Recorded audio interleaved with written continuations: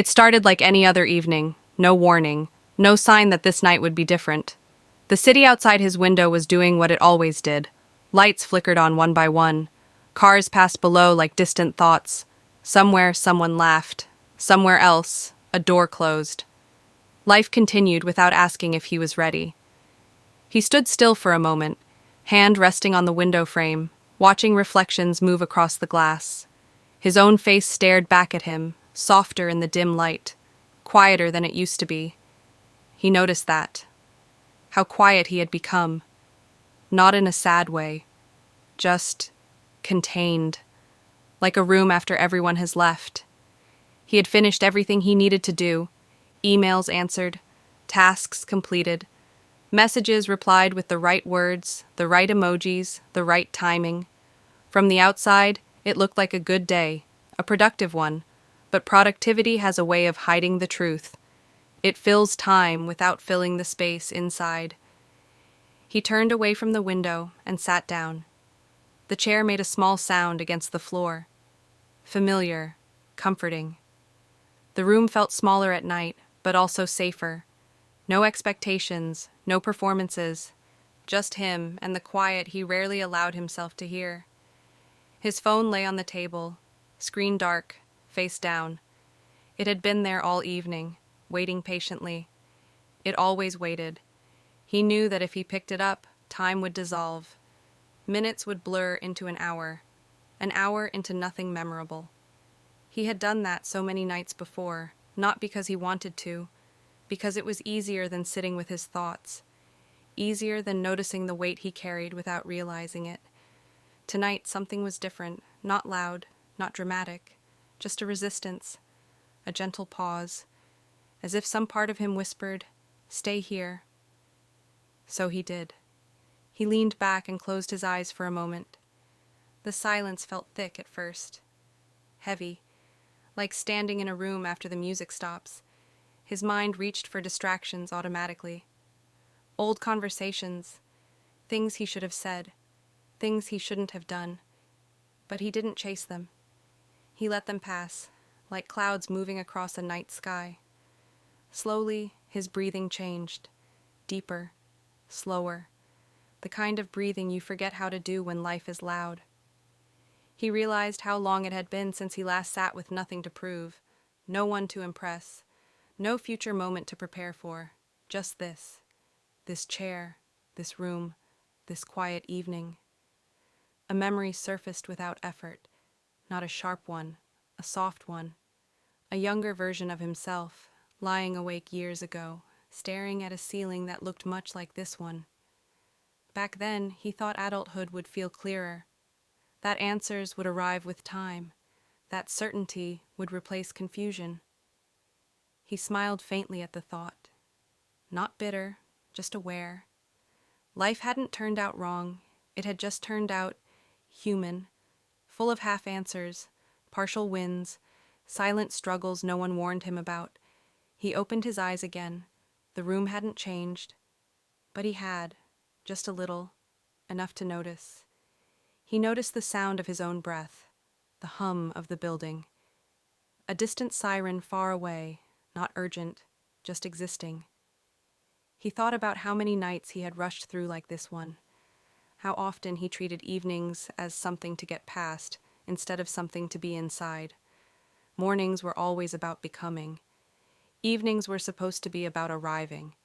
Somewhere along the way, he forgot that. He picked up his phone then. Slowly, not out of habit, out of intention, the screen lit up. Notifications waited, messages, updates, the world asking for his attention. He looked at them, then locked the screen again. Not tonight. He placed the phone back down, face down again, but this time with purpose, like closing a door gently instead of slamming it. A thought settled in his mind, calm and steady. Nothing needs to happen tonight. You don't need to fix your life. You don't need a plan. You don't need clarity. You just need to be here. The idea felt unfamiliar. Relief followed close behind. He stood up and walked to the kitchen, poured a glass of water. The sound of it filling the glass felt louder than usual, clearer. He drank slowly, noticing the sensation, the simple act of it. When did he stop noticing simple things? When did everything become something to rush through? He returned to the chair and sat again. This time he didn't lean back. He leaned forward, elbows on his knees, hands loosely clasped. A posture of listening, not to the world, to himself. Questions rose quietly, not demanding answers, just existing. Was this really the life he wanted? Had he been choosing or just responding? When was the last time he felt fully present without needing to capture it, post it, share it? The questions didn't scare him. They felt honest. And honesty, he was learning, didn't always need immediate solutions. Sometimes it just needed space. Time moved differently now, slower, more forgiving. He checked the clock out of curiosity, not urgency. 12:07 a.m. Midnight had passed without announcement. He hadn't noticed. That felt important. Nights like this didn't mark themselves with fireworks. They whispered. He thought about all the people awake at this exact moment. Different rooms, different cities, different lives, sitting with similar thoughts, similar quiet.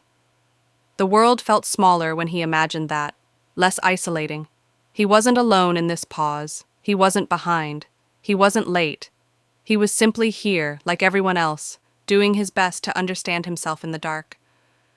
A sense of gratitude surfaced. Subtle, not overwhelming. Just a quiet thank you.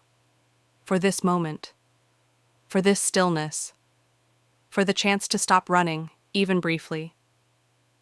He stood up again, not because he needed to, but because it felt right. He turned off the lamp, leaving only the soft glow from outside filtering in. The room transformed, shadows deepened, edges softened. It felt cinematic in a way real life rarely announces.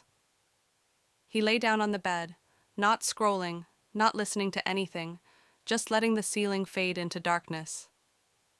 His thoughts slowed further, not empty, peaceful. He realized something then. Most of his exhaustion didn't come from doing too much. It came from never stopping, from constantly being available, responsive, reachable. Tonight he had reclaimed something small but powerful, his attention. He didn't know what tomorrow would bring. He didn't try to predict it. Tomorrow could wait. This evening had given him enough. As his eyes grew heavier, he made a quiet promise. Not a dramatic one, not something he would announce, just a private understanding. To protect moments like this, to return to them when life felt loud, to remember that quiet was not something to escape, but something to enter. Sleep arrived gently, not pulling him under, but carrying him. And as the night moved on, unnoticed and unrecorded, something inside him rested for the first time in a long while. Not because everything was solved, but because, for once, nothing needed to be.